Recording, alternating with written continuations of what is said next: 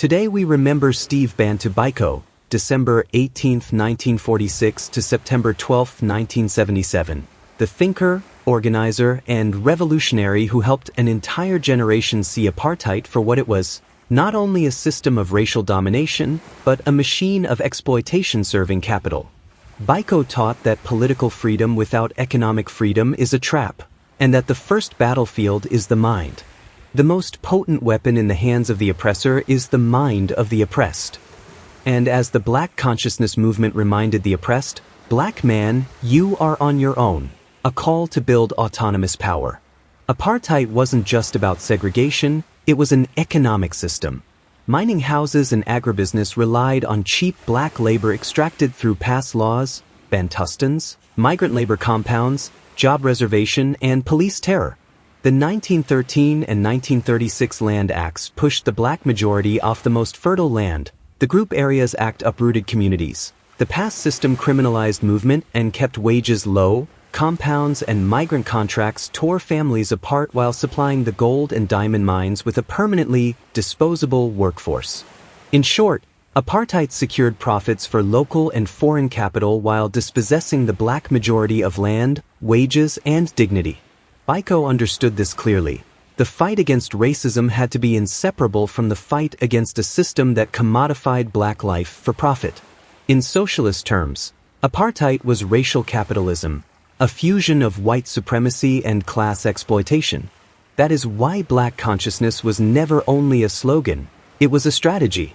Biko insisted that psychological liberation, the most potent weapon, is the mind, had to translate into material power, independent student structures, SASO, mass political formations, the Black People's Convention, and Serve the People projects through the Black community programs, clinics, literacy, advice centers, and co-ops that prefigured a different economy. He linked dignity to organization, build autonomous Black institutions, rekindle pride, and then confront the economic order that kept mines rich and townships poor. The Durban strikes of 1973, the Soweto uprising in 1976, and the community self-help projects of the mid-70s all echoed this insight. Political freedom without economic transformation is a trap. Biko's message follows naturally from this: decolonize the mind, organize from below, and fight the whole system that turns Black life into cheap labor. Black Consciousness Movement, BCM, wasn't identity for identity's sake. It was a mass strategy for psychological liberation and collective power. Biko argued that Black people, including Africans, coloreds, and Indians under apartheid categories, had to reject values imposed by white supremacy, rebuild pride, and organize independently. Mental liberation was the precondition for material liberation, the inner revolution that makes collective action possible. Being Black is not a matter of pigmentation, being Black is a reflection of a mental attitude. BCM confronted both the apartheid state and liberal paternalism. It insisted that oppressed people must lead their own struggle, a principle that aligns with socialist self-emancipation. No saviors from above, only organized power from below. In practice, this meant building autonomous institutions, SASO, student power on campus, the Black People's Convention, a national political vehicle, and the Black community programs, clinics, literacy, advice centers, co-ops, that prefigured a people-centered economy. BCM helped spark the Durban strikes, 1973, by reconnecting dignity with labor power, and it helped radicalize the student revolt that became the Soweto uprising, 1976. Leaders like Mamphela Ramphele, Barney Pidiana, and many others carried the work into health, education, and community organization, showing that Black consciousness was a living praxis, cultural revival, class struggle, and grassroots institution building. Crucially, BCM's insistence on Black autonomy was not separatism, it was strategy. It rejected token inclusion that left power untouched and rooted itself in Pan-African, anti-imperialist traditions. Biko's own writings, especially the posthumously published collection I Write What I Like, 1978, drawn from his Frank Talk essays, remain the clearest window into this project. Uncompromising critiques of liberalism and racial capitalism, calls for psychological decolonization, reflections on Black theology, and a relentless insistence on building independent black power. The message was simple and radical: decolonize the mind, organize the base, serve the people, then confront the entire system that turns black life into cheap labor and black culture into a caricature. Biko was not only a theorist. He built, through SASO 1968-69, the Black People's Convention 1972, and the Black Community Programs BCP, BCM launched tangible projects, literacy classes, community publishing, including the annual Black Review, legal and welfare advice centers, and clinics. The Zanempilo Community Health Center, 1975, co-founded with Dr. Mamphela Ramphele near King Williamstown, embodied serve the people, free/low-cost primary care, maternal and child health, health education, and even mobile services for black communities abandoned by the state.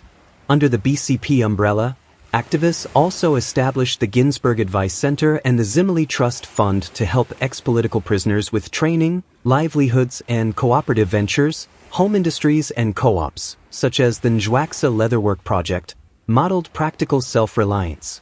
Even after Biko was banned in 1973, he quietly helped coordinate these efforts, prefiguring a democratic, community-run welfare state rooted in dignity, self-organization, and material care rather than charity. Biko was banned in 1973, prohibited from speaking publicly, writing, or meeting more than one person at a time, and kept under relentless surveillance, restricted to the King Williamstown area. Even under this gag order, he continued to advise and knit together black consciousness structures.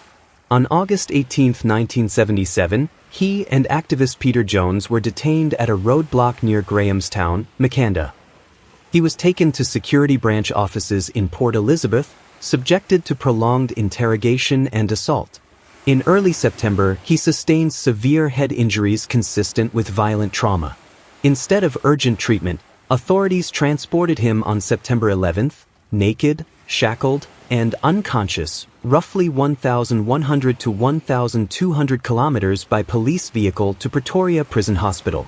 He died in police custody on September 12, 1977.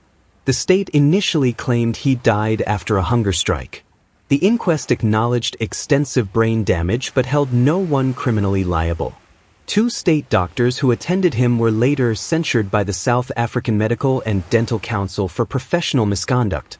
The apartheid government paid a small out-of-court settlement to Biko's family without admitting liability. Years later, Truth and Reconciliation Commission hearings exposed cover UPS by the security branch and failures by medical personnel. Some former officers sought amnesty but were refused for not making full disclosure. His death sparked global outrage. Tens of thousands attended his funeral in Ginsberg. Journalist Donald Woods exposed the official lies and fled into exile to publish Biko's story. International press coverage, UN debates, and mass protest intensified the isolation of apartheid South Africa. Within weeks, the United Nations Security Council adopted Resolution 418, November 1977, imposing a mandatory arms embargo. Cultural, academic, and sports boycotts hardened, global solidarity networks expanded. Inside the country, the state moved to crush black consciousness organizations, banning 18 groups and publications in October 1977, but Biko's ideas only spread further, from classrooms to shop floors, from township civics to church pulpits. His martyrdom revealed the brutality of the regime and clarified the stakes. Freedom could not stop at the vote. It had to dismantle the economic and institutional machinery that killed him. If black dignity and democracy are to be real, they must be social, economic, and political all at once. Biko Align's socialist program today means socializing the essentials, healthcare, education, energy, and water, so they are free at the point of use, building worker power through sectoral bargaining, workplace democracy, and cooperatives in strategic sectors, and advancing land and mineral justice via public ownership with community trusts that end extractive rent-seeking. It requires reparations for communities dispossessed by apartheid and mining capital, alongside the decolonization of curricula, media, and culture to rebuild collective confidence and class consciousness. Above all, It demands internationalism, linking struggles from South Africa to Palestine, Sudan, and Congo, against racial capitalism and empire, so liberation is not symbolic but material, shared, and irreversible. Biko gave us a mirror and a map. The mirror, know your worth, reject the oppressor's script. The map, organize independent Black and working-class power, build the institutions we need, and fight for a society where dignity is not a slogan but a material fact. Remember, the mind is a battleground, but liberation must feed, heal, house, and teach. If this built clarity and courage, help the work travel. Like the video, subscribe, and hit the bell so you don't miss the next chapter. Share this with someone organizing in their campus, clinic, union, or neighborhood. Drop a comment with your favorite Biko line or a local project living his vision. The more voices in this, the stronger we get. The world we want won't build itself, so let's build it together. Organize. Resist. Be unbreakable.